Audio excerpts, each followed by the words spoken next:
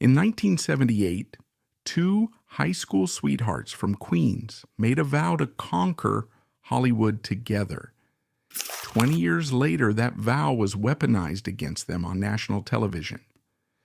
Fran Drescher and Marc Jacobson didn't just build the Nanny, they survived poverty, rejection, and violent trauma side by side.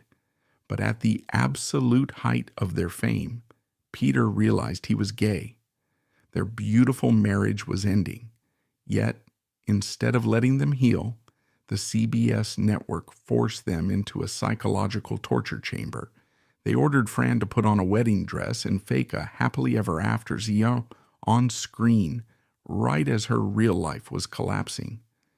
This is how the Hollywood machine mercilessly exploited a creator's darkest hour for a cheap rating stunt. The story begins in the early 1970s in Flushing, Queens, New York. Fran Drescher and Marc Jacobson were not born into Hollywood royalty. They were working-class Jewish kids navigating the complexities of adolescence. They met when they were just 15 years old at Hillcrest High School. In the chaotic, formative years of high school, they found an immediate, undeniable connection in each other. Peter was Fran's first love, her absolute confidant, and her creative mirror. They shared a specific, rapid-fire sense of humor and a burning mutual ambition to break out of their neighborhood and conquer the entertainment industry. They did not pursue their dreams separately. They operated as a singular, unified front. When they married in 1978, at the age of 21, it was not merely a romantic union. It was a pact. They moved to Los Angeles together, throwing themselves into the brutal, highly competitive machinery of the Hollywood audition circuit. The 1980s entertainment industry was not kind to Fran Drescher. Casting directors did not know what to do with her.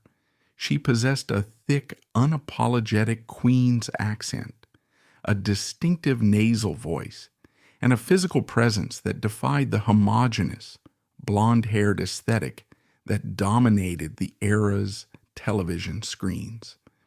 She managed to secure small, memorable roles, most notably a brief appearance in Saturday Night Fever, but she was consistently typecast as the loud secondary comedic relief. The studios refused to view her as leading lady material. Throughout this decade of relentless rejection and minor victories, Peter was her anchor. He was an aspiring actor, writer, and director who understood her talent better than any casting agent in California. When the industry told her to change her voice or soften her edges, Peter told her to lean into them. They took acting classes together, wrote material together, and navigated the crushing financial and emotional instability of life as struggling artists. This bond was permanently solidified in 1985 by a horrific, life-altering trauma. While at home in Los Angeles, Fran and Peter were the victims of a violent home invasion. Armed men broke into their apartment. Peter was tied up and beaten, forced to listen, while Fran and her friend were brutally assaulted at gunpoint. It was an event of incomprehensible terror that would have destroyed most relationships. But Fran and Peter survived it. They underwent intense therapy, processing the severe post-traumatic stress as a unit. This shared survival forged a bond between them that transcended a standard marriage. They had looked into the abyss together and pulled each other out. When you survive that level of violence with someone, they cease to be just a spouse. They become your lifeline. By the early 1990s, Fran was in her 30s. The minor acting roles were paying the bills, but the couple knew that if they wanted to achieve true success, they could not wait for Hollywood to hand them an opportunity. They had to manufacture it themselves. The genesis of The Nanny is one of the most famous anecdotes in television history, but its true significance lies in the sheer audacity it required. In 1991, Fran found herself on a transatlantic flight to Paris. By a stroke of immense luck, Jeff Sagansky, the president of CBS Entertainment, was on the same flight. Fran did not hesitate. She cornered the powerful executive mid-flight, utilizing her undeniable charisma and relentless queen's tenacity to pitch him an idea for a television series. She did not have a script. She did not even have a fully formed concept. She simply pitched herself. Sagansky, charmed by her sheer nerve, agreed to hear a formal pitch when they returned to Los Angeles. Fran immediately called Peter. Together they sat down to engineer a television program that would serve as the perfect delivery system for Fran's specific comedic persona. They decided to write what they knew. They built the world of the show directly from the architecture of Fran's real life. They named the characters after her actual family members, her mother Sylvia, her father Morty, her grandmother Yetta. They infused the scripts with the specific cultural rhythms, the food, and the neuroses of a working-class Jewish family from Queens. But a sitcom needs a central conflict, a primary engine to drive the narrative forward week after week. Fran and Peter looked at the landscape of successful television and recognized a fundamental law of audience psychology. Viewers do not tune in to watch happily married couples navigate minor inconveniences. Viewers tune in for the chase. They tune in for the friction. They created the character of Maxwell Sheffield, a wealthy, rigid, emotionally repressed British Broadway producer living in a sterile Manhattan mansion. He was the absolute antithesis of Fran Fine. When the loud leopard print-wearing Nanny from Queens crashed into the wealthy, structured world of the British aristocrat, the chemistry was instantaneous. Fran and Peter established a rigid, unbreakable rule for their new creation. The Nanny and Mr. Sheffield must never, under any circumstances, resolve their romantic tension. The will they, won't they dynamic was not just a subplot, it was the entire premise of the series. The audience had to be kept in a perpetual state of anticipation. Every lingering glance, every accidental touch, and every comedic misunderstanding was meticulously calculated by Fran and Peter to keep the viewers hungry.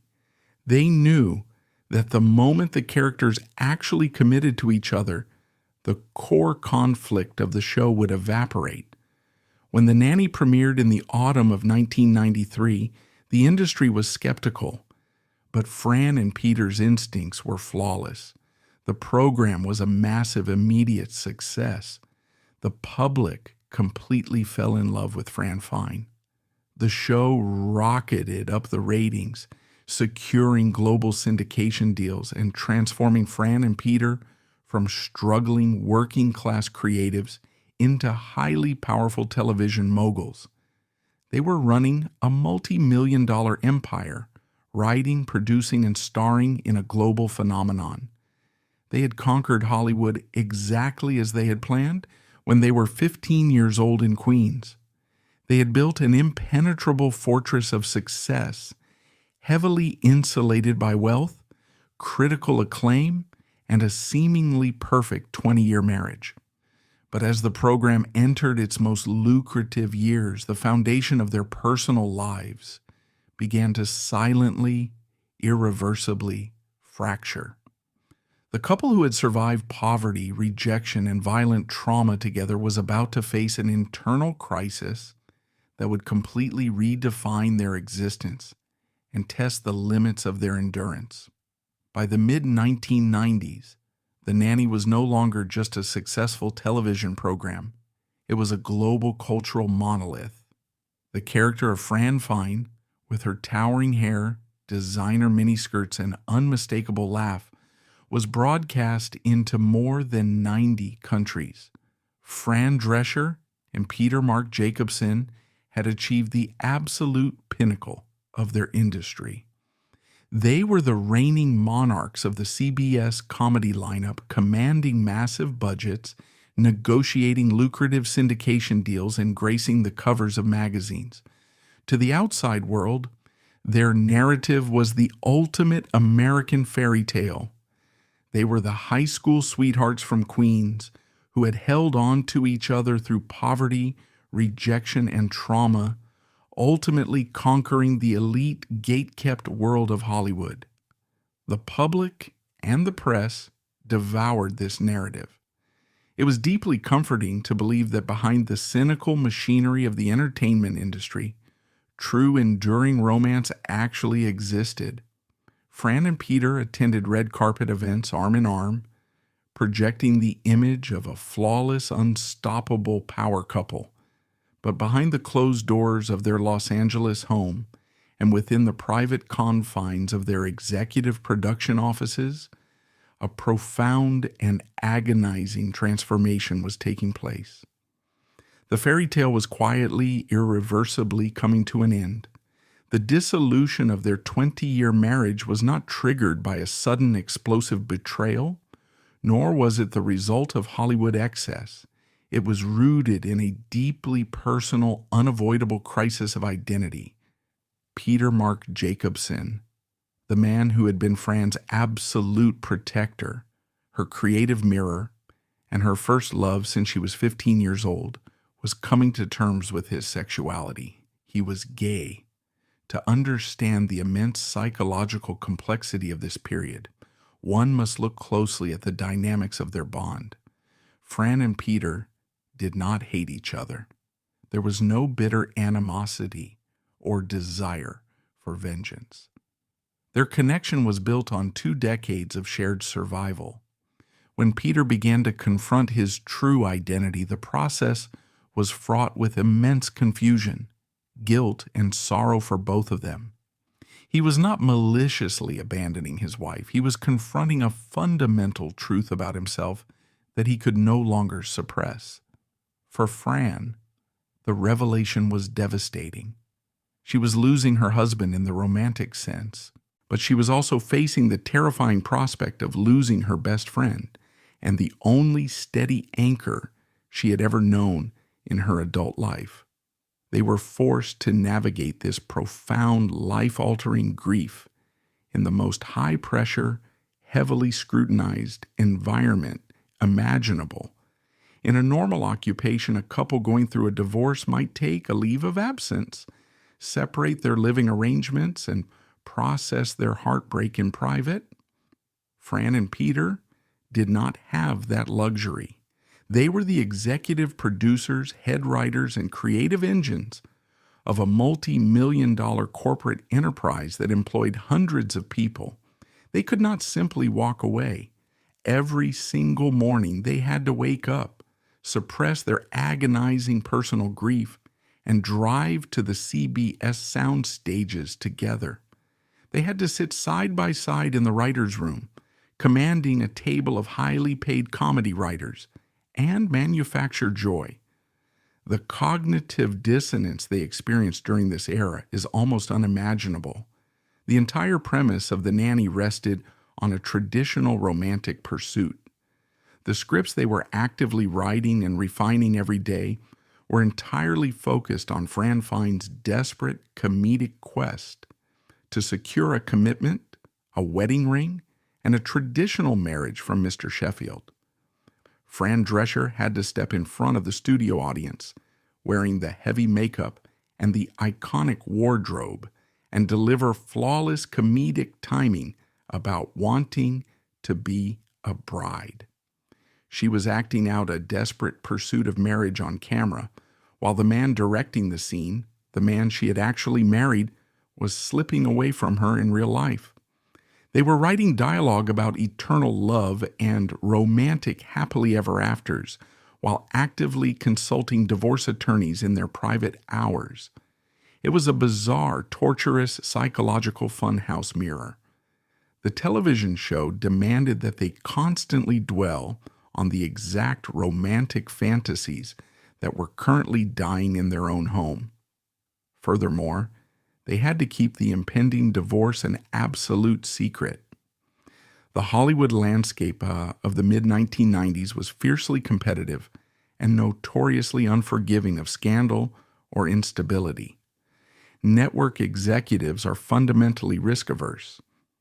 If CBS leadership discovered that the two executive producers of their biggest hit comedy were going through a complex, emotionally devastating separation, the network would likely panic.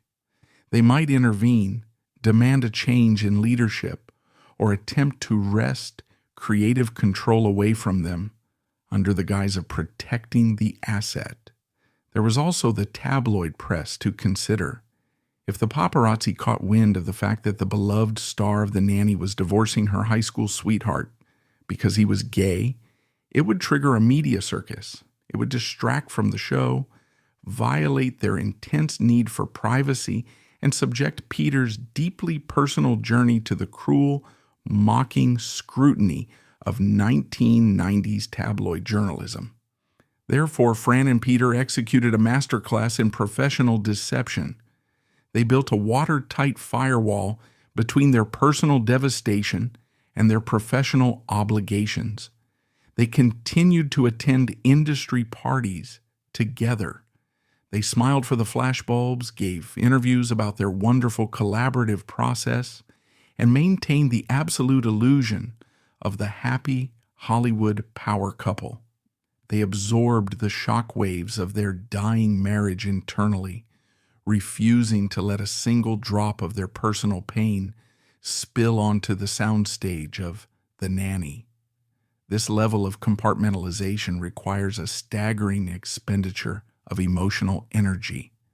Fran was grieving the loss of her traditional future, dealing with the deep, confusing pain of untangling her life from a man who was still her creative soulmate, all while carrying the physical and vocal demands of anchoring a primetime sitcom. She worked exhausting 14-hour days, hitting her marks, delivering the physical comedy that the audience demanded, and maintaining the bright, irrepressible energy of Fran Fine. Behind the cameras, Peter was fighting his own exhausting battle.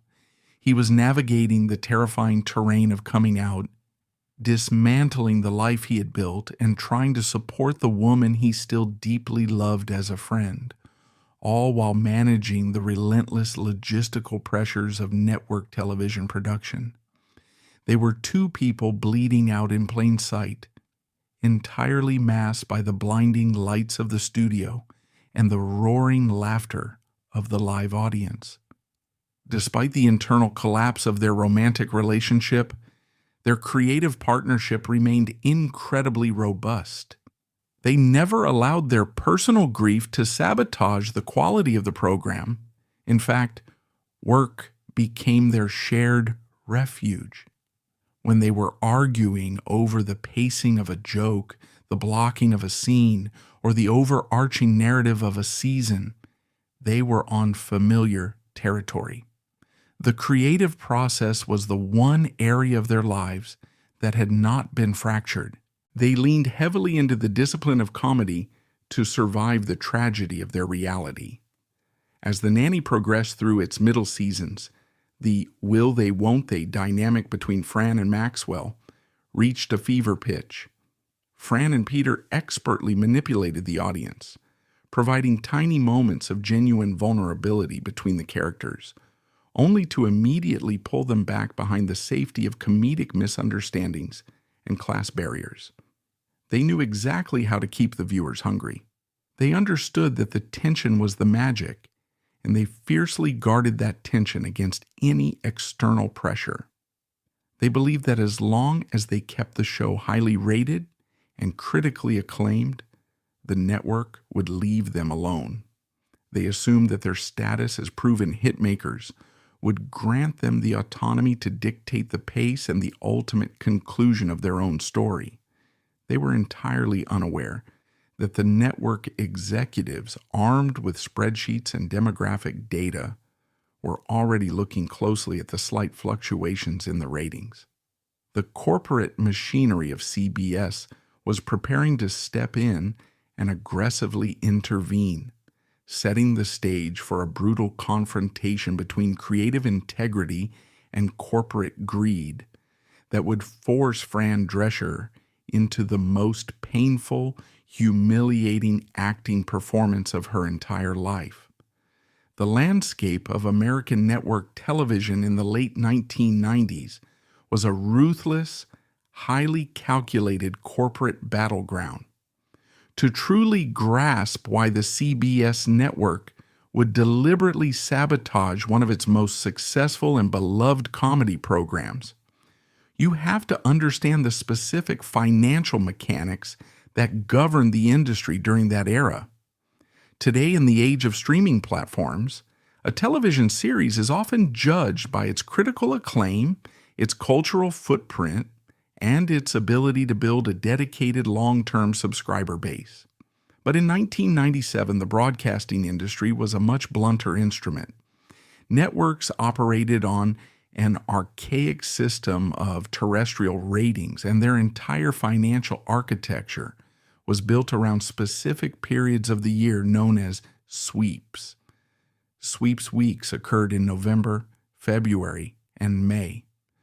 During these crucial periods, the Nielsen Ratings Company would meticulously measure audience viewership across the country. The numbers generated during these specific weeks dictated the prices that television networks could charge advertisers for commercial slots for the rest of the entire year. If a network won a sweeps week, they generated hundreds of millions of dollars in advertising revenue. If they lost, their profits plummeted. Therefore, during sweeps, network executives demanded massive, heavily promoted television events to artificially inflate their viewership numbers. They wanted shocking character deaths, explosive cliffhangers, high-profile celebrity guest stars, and, most lucratively of all, fairy tale weddings. By the time The Nanny entered its 5th season in the autumn of 1997, the program had already achieved the ultimate television milestone. It had surpassed the 100-episode mark. In the broadcasting industry, 100 episodes is the magic number required to sell a program into highly profitable daily syndication. CBS had already secured its long-term financial return on Fran Fine and Mr. Sheffield. Consequently, the executives began to view the series not as a long-term creative investment, but as a short-term tool to manipulate the sweeps ratings. Simultaneously, the television landscape was beginning to fragment. The rise of cable television and the introduction of fierce new comedy competitors on rival networks meant that The Nanny experienced a minor, entirely natural dip in its weekly ratings. In a healthy, artistically respectful environment, a network would allow a veteran program to weather a slight fluctuation. They would trust the creators who had delivered 5 years of consistent global success.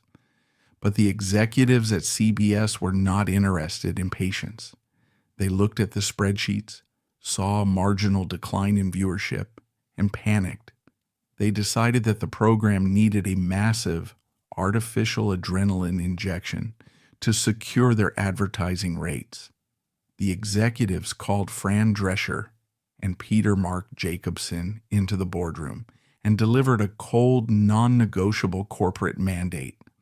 They issued a strict ultimatum. Fran Fine and Maxwell Sheffield must get married this season, or the network would cancel the show entirely. The mandate was a devastating blow. Fran and Peter were not just hired actors reading lines off a teleprompter.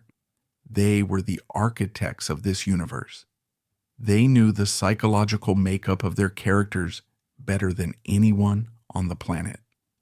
They understood that the fundamental DNA of The Nanny was the friction between two entirely different worlds. Maxwell Sheffield was a rigid, emotionally repressed British widower, terrified of replacing his late wife and exposing his children to further loss. Fran Fine was a vibrant, loud, deeply loving woman who challenged his rigid boundaries at every turn.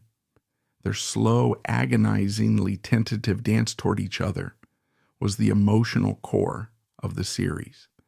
To artificially accelerate that organic character development and force them into a wedding simply to satisfy a quarterly earnings report was an act of creative vandalism. Fran and Peter fought back with immense ferocity. They utilized every ounce of industry capital they had accumulated over the past 5 years to push back against the executives. They sat in those sterile corporate offices and explicitly warned the network brass that forcing the characters to marry would permanently destroy the program. They pointed to the established history of television. They cited the infamous moonlighting curse, referencing the hit 1980s detective series starring Bruce Willis and Sybil Shepherd. That program had also thrived on electric, unresolved romantic tension. But the moment the writers finally allowed the characters to consummate their relationship, the audience immediately lost interest, and the show was swiftly canceled. Fran and Peter argued passionately that the chase was the entire point. The audience tuned in specifically to watch the characters almost get together. A wedding, they insisted, is how a television show ends. It is not a narrative device you use to launch a 6th season. They pleaded for creative autonomy. They offered alternative storylines. They suggested deepening the emotional stakes, introducing new obstacles, and maintaining the delicate, highly profitable balance they had expertly managed for 100 episodes. They promised the network that if they were allowed to maintain the will they, won't they dynamic, the program could easily run for several more years, generating steady, reliable income. The executives completely ignored their warnings. The boardroom suits were entirely unconcerned with narrative longevity, character arcs, or the artistic integrity of the comedy. They did not care if the show survived into a 7th or 8th season. They were solely focused on the immediate massive influx of advertising revenue that a highly promoted Nanny wedding event would generate during the upcoming sweeps period. They wanted the cover of TV Guide magazine. They wanted the promotional trailers featuring the white dress. They wanted the short-term profit, and they were entirely willing to sacrifice the long-term health of the program to get it. The confrontation exposed a brutal, undeniable truth about the Hollywood machine. It did not matter that Fran Drescher and Peter Marc Jacobson had birthed these characters from their own minds. It did not matter that they had drawn upon their own families, their own cultural heritage, and their own comedic timing to build a global phenomenon. In the eyes of the corporate infrastructure, they were merely employees. CBS owned the broadcast rights. The network held the ultimate trump card, and they played it without a shred of empathy. They stripped the creators of their control and forced the storyline forward against their will. Fran and Peter were told to go back to the writer's room and draft a proposal. The profound, agonizing irony of this situation cannot be overstated. Consider the psychological landscape of the creators during these specific months. In their private lives, Fran and Peter were actively untangling a 20-year marriage. They were navigating the complex, heartbreaking logistics of an impending divorce. They were dividing their assets, processing the profound shift in Peter's sexual identity, and grieving the definitive end of the romantic partnership that had defined their entire adult lives. They were experiencing the painful, messy reality of a marriage falling apart. Yet they were legally contracted to return to their production offices and meticulously script a flawless romantic fairy tale. They had to sit at their typewriters and draft vows of eternal devotion. They had to select floral arrangements, design wedding invitations, and write jokes about bridal registries for their fictional counterparts. The network was forcing them to manufacture the ultimate romantic fantasy for public consumption at the exact moment their own romantic reality was collapsing in private. They were trapped in a corporate vice.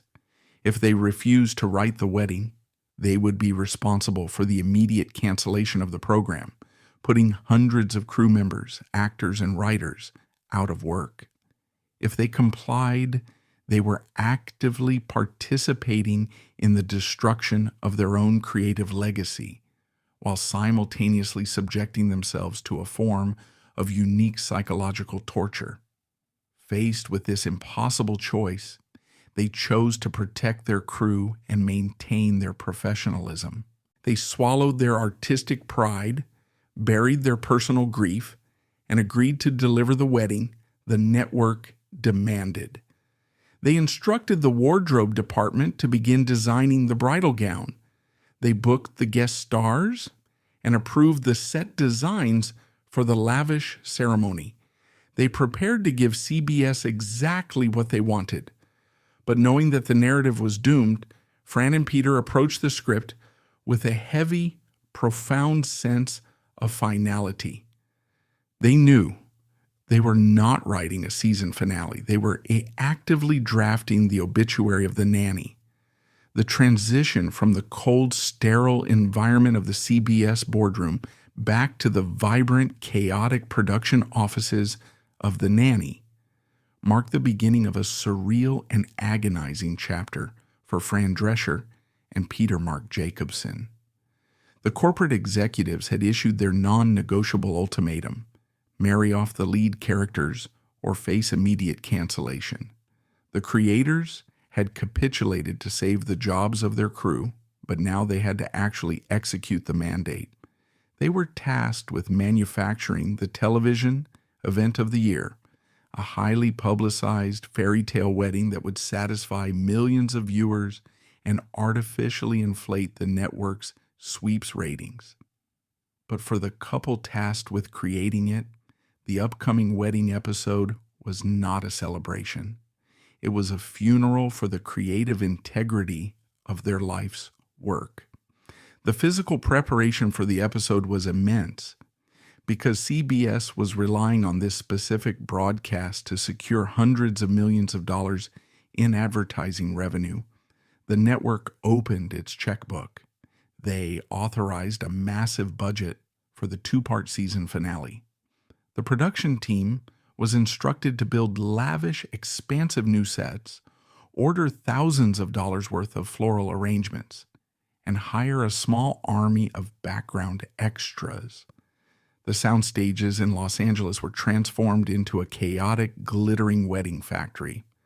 For Fran Drescher, the weeks leading up to the shoot were an exercise in profound psychological endurance. In a standard multi-camera sitcom production, a typical week is a rigorous, tightly scheduled marathon. It begins with a table read on Monday, followed by blocking on Tuesday, camera rehearsals on Wednesday and Thursday, and culminates in a high-pressure live taping on Friday night.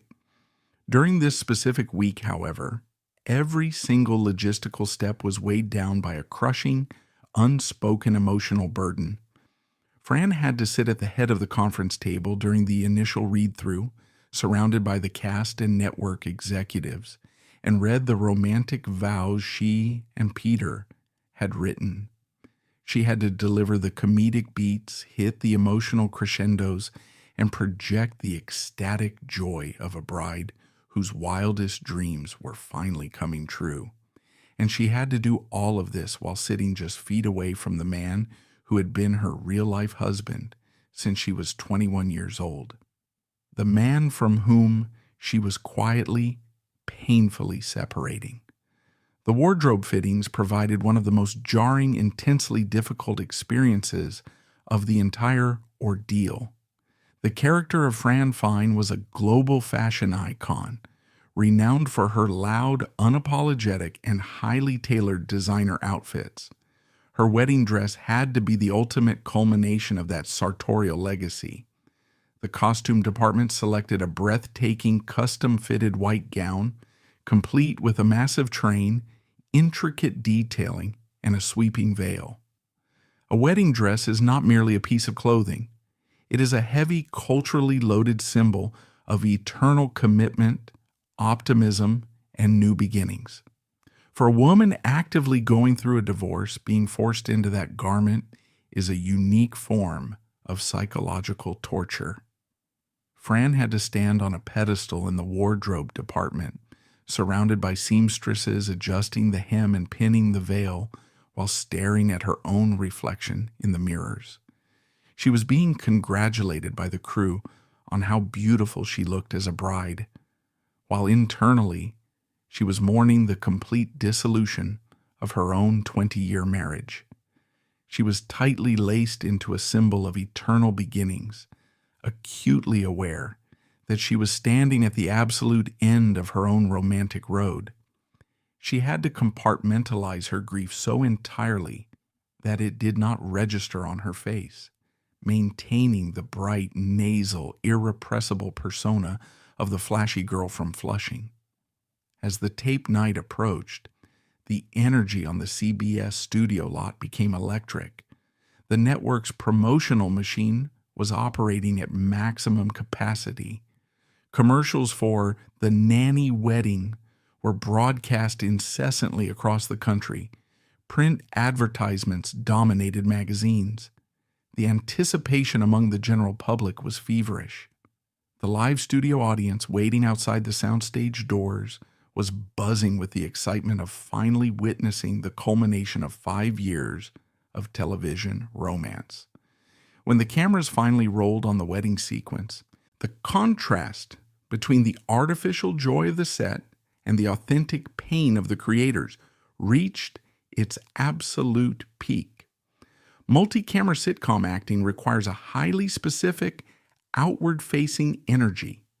The actor must project their voice over the laughter of the live audience, hit precise physical marks taped to the floor so the cameras can capture the angles perfectly, and maintain an infectious, elevated energy level. Fran Drescher stepped onto the brightly lit set, the heavy white train dragging behind her. The live audience erupted into deafening cheers and applause. They were completely unaware of the devastating reality occurring just behind the cameras.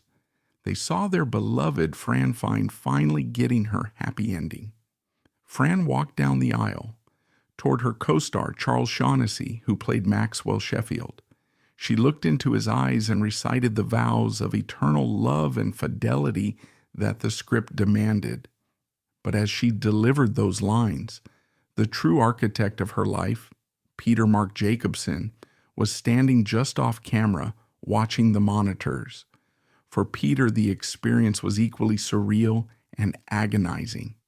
He was watching his high school sweetheart, his creative soulmate, and the woman he had built his entire adult life with, perform a wedding ceremony for a global audience. He had written the dialogue she was speaking. He had approved the lighting that made her look radiant. He was the executive producer orchestrating the entire magnificent illusion, while simultaneously navigating the terrifying, profound reality of his own shifting sexual identity and the dismantling of his marriage. They were two people standing in a crowded, noisy room, completely isolated by a shared, secret heartbreak. Fran did not break character. She did not stumble over her lines or allow the immense grief she was carrying to leak into her performance. She executed the physical comedy flawlessly. She delivered the emotional beats with absolute precision. She gave the network executives exactly the flawless, highly marketable product they had demanded. It was a masterclass in professional discipline, a testament to her formidable talent as an actress. She protected the illusion for the audience, absorbing the emotional cost entirely on her own. In May 1998, the two-part wedding episode was broadcast across the United States. The results were exactly as the network had calculated. The sweeps ratings were astronomical. Millions of households tuned in to watch the wedding. The episode dominated the cultural conversation, securing a massive victory for CBS. The executives in the boardroom popped champagne, celebrated the inflated viewership numbers, and locked in their exorbitant advertising rates for the following year. From a purely corporate, financial perspective, the Ruthless ultimatum had been a spectacular success. But for the creators who had built the show from nothing, the victory was profoundly hollow. They knew the truth. They understood the fundamental architecture of episodic storytelling. They had warned the network that a temporary spike in ratings would come at the cost of the program's long-term survival, and the morning after the broadcast proved their instincts were entirely correct. The immediate narrative aftermath of the wedding was incredibly difficult to write. In a desperate attempt to maintain some semblance of tension and keep the audience hooked, Fran and Peter wrote a cliffhanger into the wedding episode, having the newlyweds accidentally fall off a yacht during their honeymoon. It was a valiant, highly professional attempt to inject stakes back into a narrative that had just been fundamentally resolved. But it was a temporary bandage on a fatal wound. The core engine of the Nanny, the electric, unresolved friction between the wealthy British aristocrat and the loud girl from Queens, had been permanently extinguished by the corporate mandate. The chase was officially over. When the dust settled from the highly promoted sweeps event, Fran and Peter were left staring at the creative ruins of their own show. They had survived the psychological torture of filming the wedding, and they had kept their impending divorce a secret from the tabloids. But they now faced an impossible task. They had to return to the writer's room and figure out how to produce a sixth season of a show that had fundamentally lost its reason to exist, all while finalizing the legal and emotional parameters of their own separation. When the dust finally settled on the spectacular, highly promoted Season 5 finale, Fran Drescher and Peter Marc Jacobson were forced to confront the grim reality of what they had just created. The network executives at CBS had successfully extracted their pound of flesh, securing massive sweeps ratings and locking in their exorbitant advertising rates for the year. But the morning after the broadcast, the creators had to return to the writer's room and face the impossible task of sustaining a comedy that had just been stripped of its fundamental engine. The transition into the sixth season of The Nanny was a masterclass in narrative deflation. For 5 years, the audience had tuned in to watch a highly specific electric dynamic. The loud, working-class Jewish nanny from Queens, constantly challenging the boundaries of a wealthy, rigid, emotionally repressed British aristocrat. The comedy was entirely rooted in their friction, their class differences, and the unspoken magnetic pull between them. But the moment Fran Fine said "I do" and officially became Mrs. Maxwell Sheffield, that entire comedic architecture collapsed. She was no longer the eccentric employee living in the maid's quarters. She was the lady of the Manhattan mansion. She was no longer fighting for her place in his world. She owned half of it.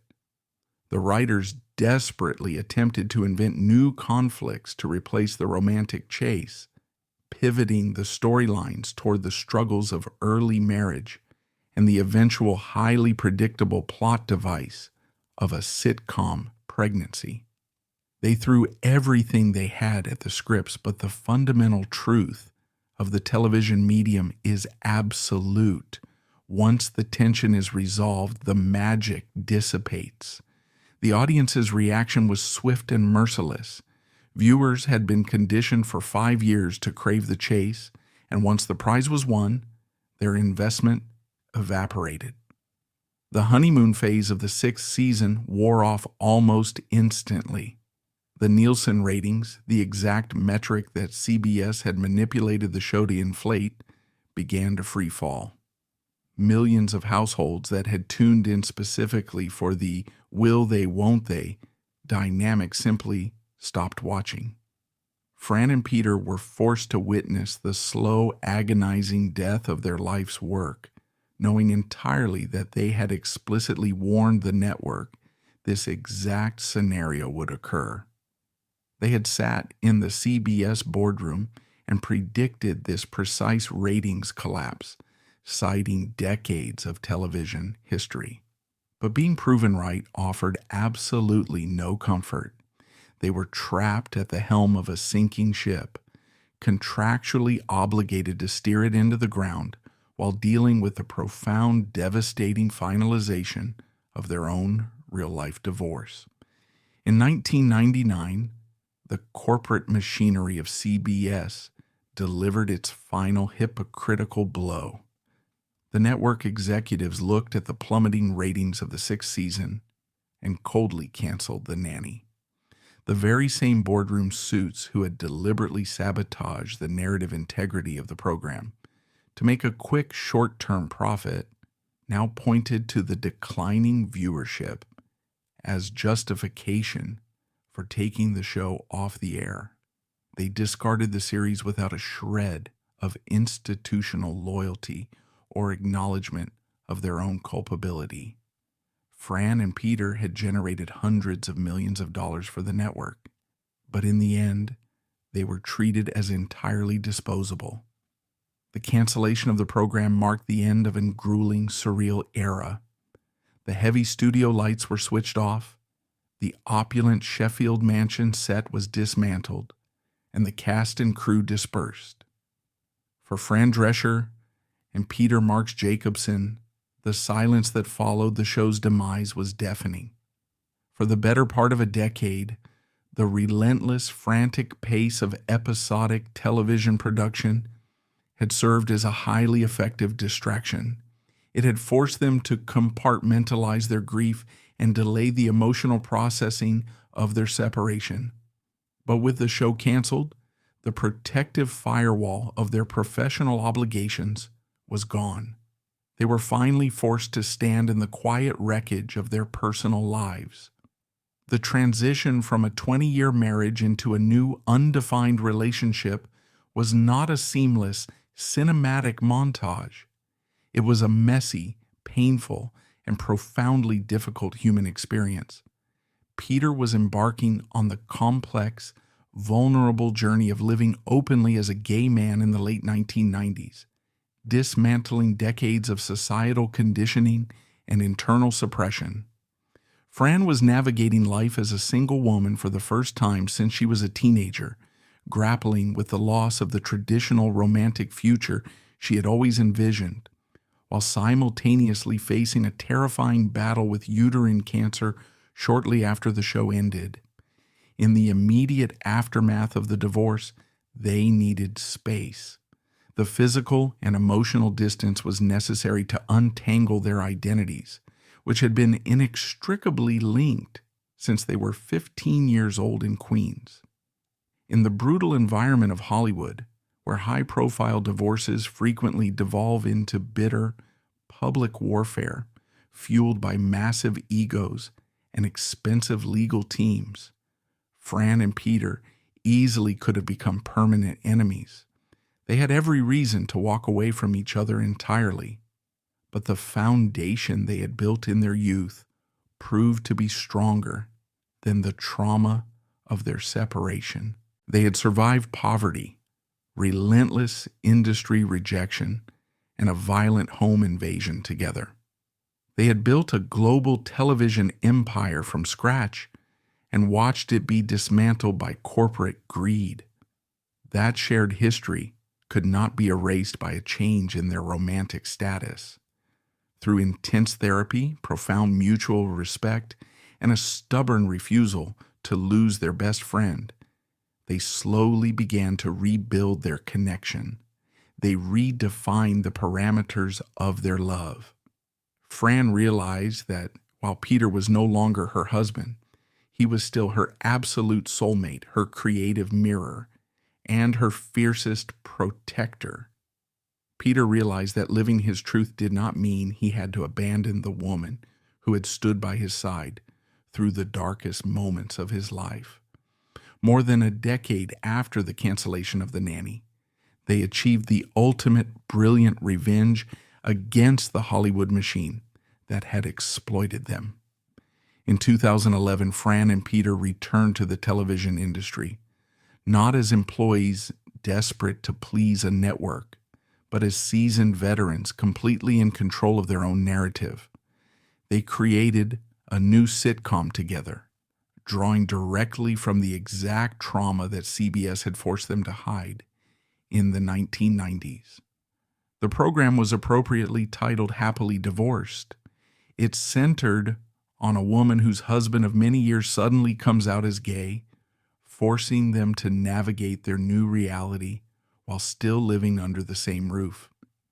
Fran and Peter took the most agonizing, terrifying, and secretive period of their entire lives and transformed it into a piece of art on their own terms. They did not hide the pain, they leaned into it, mining the absurdity, the grief, and the profound, enduring love of their real-life situation to make an audience laugh again.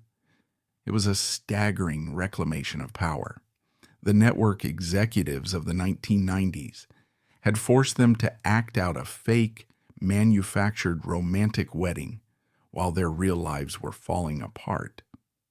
But with Happily Divorced, Fran and Peter presented the unvarnished, complex truth of their relationship to the world, proving that genuine human connection is far more compelling than a focus group-tested fairy tale.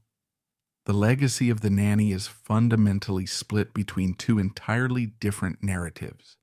On the screen, it remains a beloved, brightly colored time capsule of 1990s comedy, a testament to the brilliant, irrepressible talent of a woman from Queens who refused to soften her edges for a homogeneous industry. But behind the screen, it serves as a permanent, damning indictment of corporate television mechanics. The executives at CBS looked at a meticulously crafted creative engine and saw only a short-term financial opportunity, deliberately destroying the show to sell advertising slots and forcing its creators to perform their own heartbreak for the cameras.